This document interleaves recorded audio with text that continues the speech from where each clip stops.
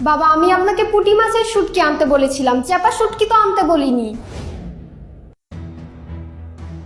বৌমা, দোকানদার বললো এই চেপা শুটকিটা নাকি খেতে খুব মজার হবে। আর আপনি অমনি চাপা শুটকি নিয়ে চলে আসলেন। অনেক দিনের পরিচিত দোকানদার, মিথ্যে বলার কথা না।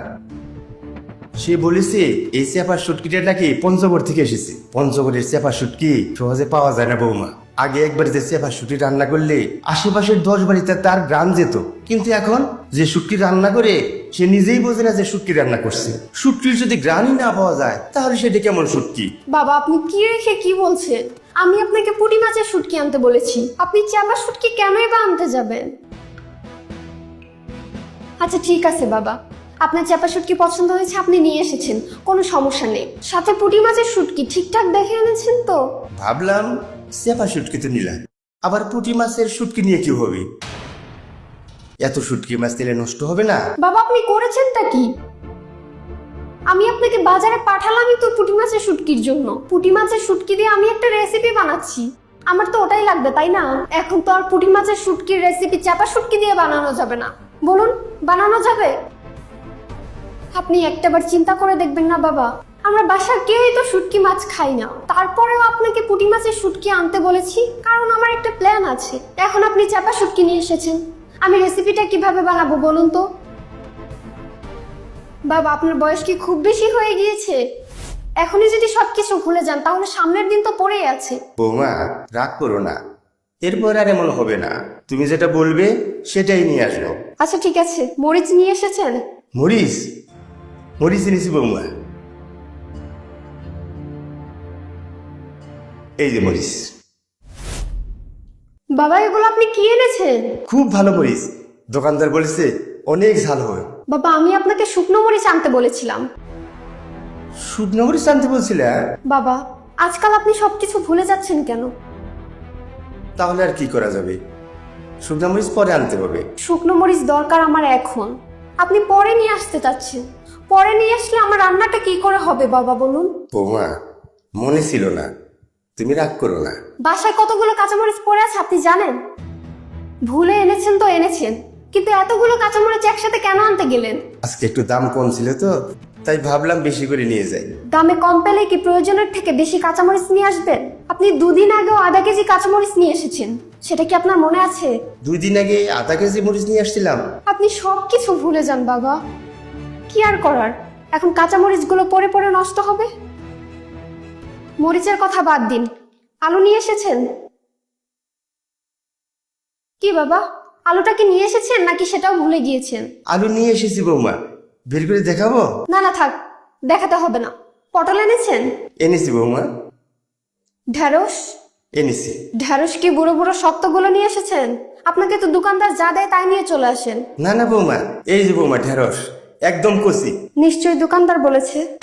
হ্যাঁ, দোকানদার বলেছে, আমি ধরে দেখেছি, একদম কচি। আচ্ছা ঠিক আছে বাবা, বাকি ফুলকপি, সিম, মরিচের গুঁড়ো, ডিম, কলা, বাঁধাকপি, চিংড়ি, মিষ্টি কুমড়া এগুলো ঠিকঠাক মতো এনেছেন তো? সব এনেছি বৌমা, একটা একটা করে বের করে দেখাবো? থাক, ওগুলো বের করতে হবে না। আজ সব ভালো ভালো বাজারে এনেছি। শুকনো মরিচ আর পুঁটি মাছের শুটকিটা নিয়ে আসেননি, ওগুলো আনতে হবে। ঠিক আছে, তুমি কোনো চিন্তা করো না বৌমা, বিকালে নিয়ে আসবো। বিকালে নিয়ে আসবেন কেন? আমার দরকার হলো এখন, আপনি বিকালে নিয়ে আসলে হবে? বিকেলে নিয়ে আসলে হবে না? না বাবা, বিকালে গেলে হবে না, আপনি এক্ষুনি বাজারে যান, গিয়ে নিয়ে আসুন। কে বললি তো বাজার থেকে আসলাম, এখন আবার বাজারে যাব? তো যাবেন না? আমি তো আপনাকে বারবার বলে পাঠালাম যাতে ভুলে না যান, এর জন্য আমি লিস্ট করে লিখে দিলাম, তারপরেও আপনি 2-3টা বাজার আনতে ভুলে গিয়েছেন। বাজারগুলো তো আমার লাগবে বাবা, এর জন্যই তো আমি আপনাকে পাঠিয়েছিলাম। এখন যে খুব ক্লান্ত লাগছে বৌমা। তাহলে এখন আমি কি করব বাবা? আমি যাব, আমাকে যেতে বলেন। না না, তুমি কেন যাবে?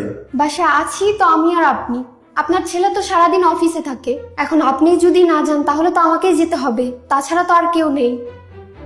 ঠিক আছে বৌমা, তাহলে আমি যাচ্ছি। আপনি তাড়াতাড়ি যান। বৌমা, খুব ক্লান্ত লাগছে, একটু নাস্তা করে যাই।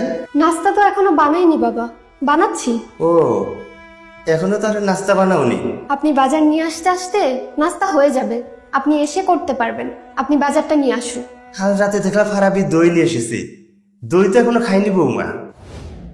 দই খাবেন? দই তো বাবা শেষ হয়ে গিয়েছে। দই শেষ হয়ে গিয়েছে? হ্যাঁ বাবা, সকালেই শেষ হয়ে গিয়েছে। আপনি তো জানেন আপনার ছেলে দই কতটা পছন্দ করে। কিন্তু আমাকে তো দইয়ের কথা বললে না বৌমা। বাবা, রাতে আমি আপনাকে দিতাম, ভাবলাম হয়তো আপনি ঘুমিয়ে গিয়েছেন, এর জন্য আর ডাকিনি। আচ্ছা ঠিক আছে, কোনো সমস্যা নেই। সামান্য দইয়ের জন্য বাচ্চাদের মতো কষ্ট পাবেন না। কি বলছো বৌমা? কষ্ট পাবো কেন? মন খারাপ করবেন না বাবা, এরপরে দই আনলে অবশ্যই আমি আপনাকে সবার প্রথমে দিব। দই আমার এমনিতেও তেমন একটা পছন্দ না। বাবা, আমি জানি আপনার দই অনেক পছন্দ।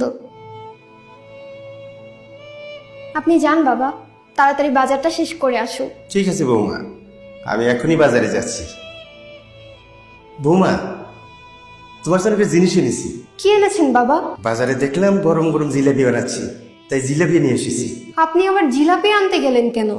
মনে হলো খেলে তোমার খুব ভালো লাগবে, এই জন্য নিয়ে এসেছি। ঠিক আছে বাবা, আপনি রেখে বাজারে যান, বাজার থেকে আসুন তারপরে খাবো। জিলাপি যেহেতু এনেছি, একটু খেয়ে যাই। এখন জিলাপি খেতে গেলে অনেক সময় লেগে যাবে বাবা, আমার বাজারগুলো খুব দরকার। এত রাস্তা বাজার থেকে হেঁটে আসলাম, কিছু খেয়ে গেলে শরীরটা ভালো লাগতো। বেশি সময় অপেক্ষা করলে আমার রেসিপিটা নষ্ট হয়ে যাবে। আপনি কি চান বাবা আপনার জিলাপি খাওয়ার জন্য আমার রেসিপিটা নষ্ট হয়ে যাক? না বৌমা, তা তো চাই না। আপনার কি মনে হয় আপনি জিলাপি রেখে গেলে আমরা সব খেয়ে শেষ করে ফেলবো? বৌমা, আমি তো সে কথা বলিনি। তাহলে আপনি এত ভয় পাচ্ছেন কেন জিলাপি রেখে যেতে? ভয় পাবো কেন?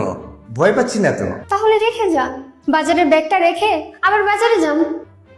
আচ্ছা ঠিক আছে বৌমা, আমি এখনই যাচ্ছি। আর এইবার কিন্তু কোনো কিছু ভুলে রেখে আসবেন না।